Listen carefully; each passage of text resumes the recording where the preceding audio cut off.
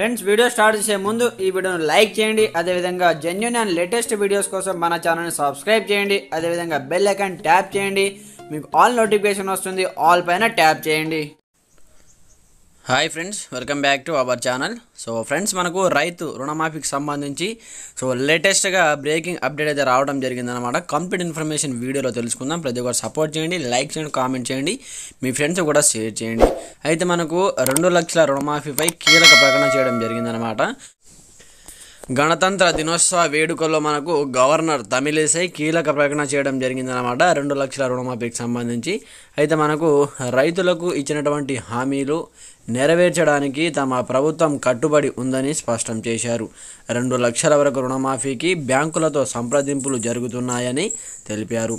అలాగే టీఎస్పీఎస్సీ ప్రక్షాళన పూర్తి కాగానే ఉద్యోగాల భర్తీ ప్రక్రియ చేపడతామని కూడా చెప్పడం జరిగింది.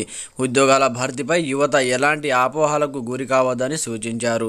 అయితే మనకు డిసెంబర్ 9వ తేదీన తెలంగాణలో కాంగ్రెస్ ప్రభుత్వం రాగానే డిసెంబర్ 9వ తేదీన 2 లక్షల రూపాయలను మాఫీ చేశానని సీఎం రేవంత్ రెడ్డి అయితే మనకు ఎన్నికల ముందే చెప్పడం జరిగిందనమాట. మనకు డిసెంబర్ 9 వెళ్ళిపోయి మనకు నెల రోజులైనా కంప్లీట్గా 2 నెలలు కావస్తున్నాయి. ఇప్పటివరకు రుణమాఫీకి సంబంధించి ఎలాంటి అప్డేట్ అయితే మనకి రాలేదన్నమాట. చేస్తామని చెప్తున్నారు కానీ ఇంకా వాటికి సంబంధించి ఎలాంటి నిర్ణయం కానీ బ్యాంకులతో సంప్రదింపులు చేస్తున్నామని చెప్పడం జరుగుతుంది. కానీ ఎప్పుడు రుణమాఫీ చేస్తారు దానికోసం రైతులు అయితే ఎదురు చూస్తున్నారన్నమాట.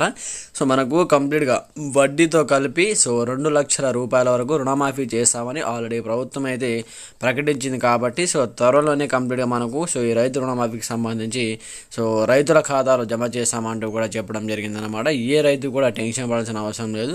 2 లక్షల రూపాయల వరకు రుణమాఫీకి సంబంధించి కార్యాచరణ రూపొందిస్తున్నామని బ్యాంకులతో సంప్రదింపులు చేస్తున్నామని కూడా మనకు ఆల్రెడీ చెప్పడం జరిగింది. ఒక పద్ధతి ప్రకారం మనకు 2 లక్షల రూపాయల రుణమాఫీకి సంబంధించి పూర్తి చేయడానికి ప్రభుత్వం కృతనిశ్చయంతో ఉందని రైతులకు వార్త చెప్పారు. అయితే మనకు పట్టు సంకల్పంతో ఉందని అనమాట.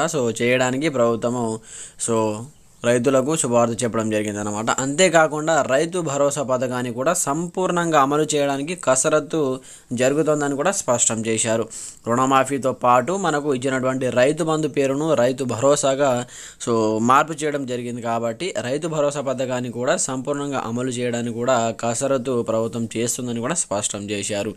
ఇప్పటికే చిన్నకారు సన్నకారు రైతుల ఖాతాలలో రైతు భరోసా నిధులు జమ అయ్యాయని, మరికొన్ని రోజుల్లో మిగిలిన రైతులకు రైతు భరోసా డబ్బులు పడతాయని తెలిపారు.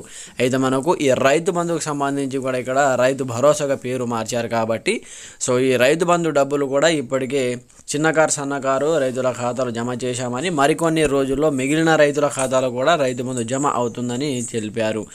వరంగల్ డిక్లరేషన్లో రైతులకు ఇచ్చినటువంటి హామీల అమలులకు ప్రభుత్వం కార్యాచరణతో పనిచేస్తుందని చెప్పారు.